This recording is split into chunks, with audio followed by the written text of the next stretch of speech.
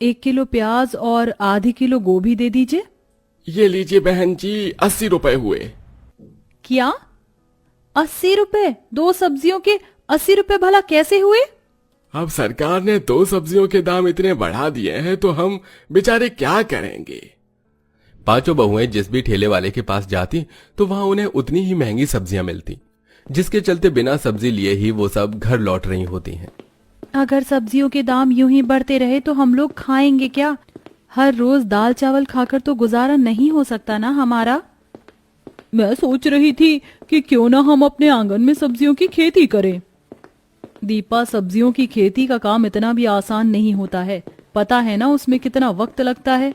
और ये तो मैंने कब कहा कि हम सारी सब्जियों की खेती करेंगे, छोटी मोटी सब्जियों की करेंगे जिसकी खेती आसानी से हो जाती है, जैसे मिर्ची, धनिया, बैंगन, भिंडी, आलू। इससे हमारी बचत भी होगी और बाहर सब्जी मंडी से हमें बहुत कम ही सब्जी लेनी पड़ेगी।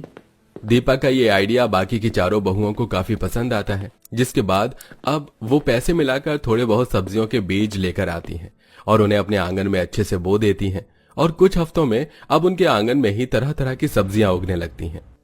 अरे वाह, हमारे इस जुगाड़ ने हमारे कितने पैसे बचा लिए। अब हमें अपनी रसोई के लिए बाहर से ज्यादा सब्जियां लेने की कोई जरूरत नहीं होगी। पांचों बहुएं अक्सर ही ऐसे छोटे मोटे जुगाड़ करके अपनी काफी पैसों को बचाया करती थी। ऐसे ही एक दिन, अरे ये मिट्टी का चूल्हा कैसे टूट गया? अभी कुछ दिन पहले ही तो बनाया था। अगर अब मिट्टी का चूल्हा बनाऊंगी तो उसे सूखने में कम से कम 1 दिन का समय लगेगा, और बिना चूल्हे के मैं खाना कैसे बनाऊं?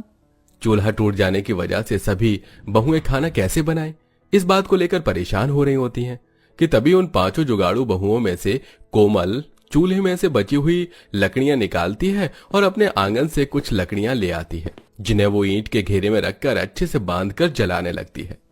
अरे वाह, क्या बात है कोमल, मिट्टी का चूल्हा टूट गया और तुमने लकड़ी का चूल्हा बना दिया। इस पर तो अब हम आराम से खाना बना लेंगे।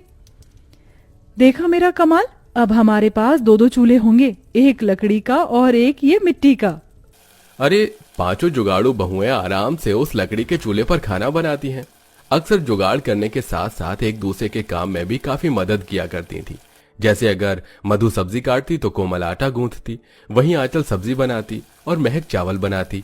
हमेशा इसी तरह मिलकर और जुगाड़ से पांचों बहुएं अपने ज्यादातर कामों को आसान कर लिया करती थी।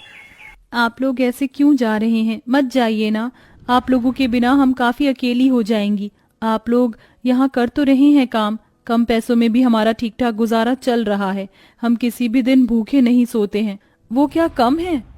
अरे आंचल, तुम लोगों को ऐसे छोड़कर शहर जाते हुए भी हमें अच्छा नहीं लग रहा है, लेकिन हम पांचों भाई शहर घूमने फिरने के लिए तो नहीं जा रहे ना, बल्कि इसलिए जा रहे हैं कि वहां पर हम अच्छी नौकरी ढूंढ सकें। हम लोग तो कम पैसों में भी अपना गुजारा कर लेते हैं, लेकिन अगर कल को हमारे बच्चे होंगे तो उनके भविष्य के लिए तो हमें पैसों का इंतजाम करना ही पड़ेगा ना, ताकि उन्हें हम कभी किसी चीज की कमी महसूस न होने दें। पांचों भाई अपनी अपनी पत्नियों से गले मिलते हैं और नौकरी की तलाश में शहर चले जाते हैं। वहीं पांचों जुगाड़ू बहू पहले की तरह रहने लगती हैं। अरे ये क्या यार, ये वाला तवा भी टूट गया, अब हम रोटी कैसे बनाएंगे? चूल्हे पर तो हम कच्ची रोटी नहीं सेक सकते, और अगर तवा लेने के लिए गए तो 300 रुपए से कम का तवा नहीं आएगा। बिना तवे के हम लोग रोटी कैसे खाएंगे? सभी बहुएं तवा टूट जाने की वजह से काफी परेशान होती हैं कि तभी आंचल चूल्हे के ऊपर एक बड़ी सी कढ़ाई रखती है और रोटियों को बेल कर उसके अंदर रख देती है। चूल्हे की गर्मी से कढ़ाई काफी गर्म हो जाती है, जिस पर अब आंचल काफी अच्छी रोटी सेक लेती है। ये देखो, हम लोग बिना तवे के भी रोटी सेक सकते हैं। हाँ आंचल, ये तो हमें पता ही नहीं था। तुमने तो सच में काफी अच्छा जुगाड़ निकाला है रोटी सेकने का। पांचों जुगाड़ू बहुएं आराम से कढ़ाई में एक साथ ही काफी सारी रोटियां सेक लेती हैं, जिससे उनका काफी समय भी बच जाता है और ऐसे ही कुछ वक्त और गुजरता है। मधु हर रोज की तरह चूल्हे पर सब्जी बना रही होती है, लेकिन इस बार गलती से मधु से सब्जी में कुछ ज्यादा ही लाल मिर्च गिर जाती है और वो सब्जी काफी बन जाती है। अरे यार, ये सब्जी तो बहुत ज्यादा तीखी बन चुकी है। इतनी तीखी सब्जी तो हम में से कोई भी नहीं खा पाएगा, और इसे फेंकूंगी तो खाने की बर्बादी भी होगी। मधु, तुम्हें इसे फेंकने की कोई जरूरत नहीं है, मेरे पास एक तरकीब है। महक पास वाले दुकान पर जाती है और 10 रुपए का दही खरीद कर ले आती है और सारे दही को मधु की बनाई हुई सब्जी में डाल देती है। अरे महक, ये क्या किया तुमने? दही सब्जी में क्यों डाल दी? इससे तो अब सब्जी खराब हो जाएगी। अरे पगली, इससे सब्जी खराब नहीं होगी, बल्कि सब्जी में जो भी एक्स्ट्रा तीखापन है वो पूरा का पूरा खत्म हो जाएगा। सब्जी में दही डालने के बाद महक थोड़ी देर सब्जी को चूल्हे पर पकाती है, जिसके बाद अब मधु जैसी उस सब्जी को चखती है तो उसमें बिल्कुल भी तीखापन नहीं होता। अरे वाह महक, मुझे तो लगा था कि आज तो मुझे सबसे डांट पड़ेगी काफी, लेकिन तुमने तो मुझे डांट से बचा लिया और सब्जी की बर्बादी भी नहीं होने दी। ऐसे ही समय गुजरता रहता है और पांचों बहुएं यूं ही छोटे मोटे रसोई के जुगाड़ करने लगती हैं। ऐसे ही एक दिन, अरे यार, इन 2 प्लेट में अब मुझसे नहीं होता कि मैं तुम चारों के साथ खाना खा सकूं। और नहीं तो क्या, मुझे भी अब एक छोटी सी प्लेट में तुम सबके साथ खाना खाने में काफी दिक्कत आती है। पैसों की कमी के चलते पांचों बहुएं खाना खाने के लिए बाहर से प्लेट भी नहीं ला पा रही थी। घर में रखी 2 छोटी छोटी प्लेटों में ही अक्सर उन पांचों को एक साथ खाना खाना पड़ता था, जिससे उन्हें खाना खाने में काफी दिक्कत होती थी।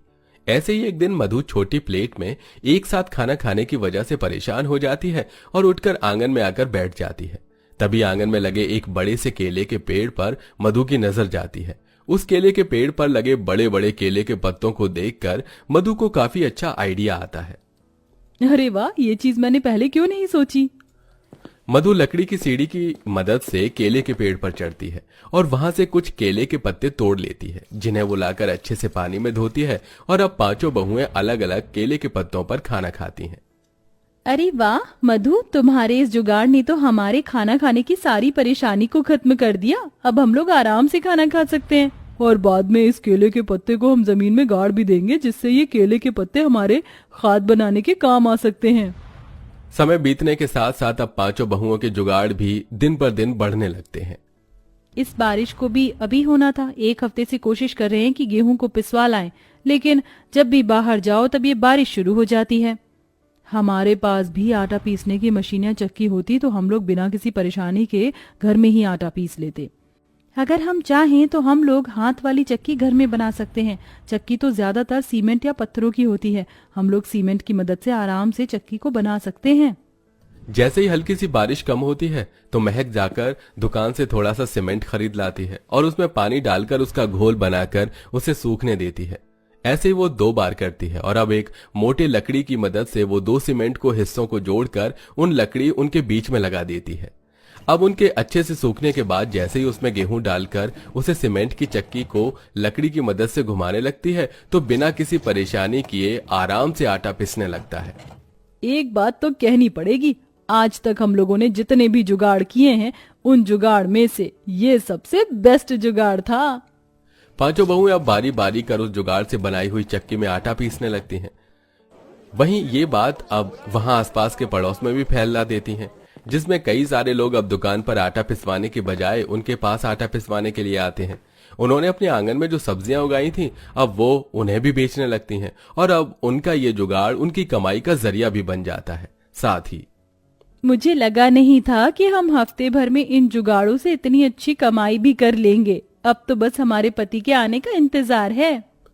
ऐसे ही कुछ समय गुजर जाता है और पांचों बहुएं यूं ही कोई ना कोई अलग जुगाड़ करती रहती हैं और तकरीबन कुछ महीनों के बाद पांचों बहू के पति भी अब शहर से वापस आ जाते हैं और साथ में अच्छे खासे पैसे भी लाते हैं, जिनकी मदद से अब वो लोग अपने छोटे से गांव में ही अपने खुद का कारोबार शुरू करते हैं। वहीं अपने जुगाड़ से उनके कारोबार शुरू होने में मदद करती हैं और पूरा परिवार मेहनत और जुगाड़ से अपनी परेशानियों को हल करता है और अब साथ में हंसी खुशी रहते हैं।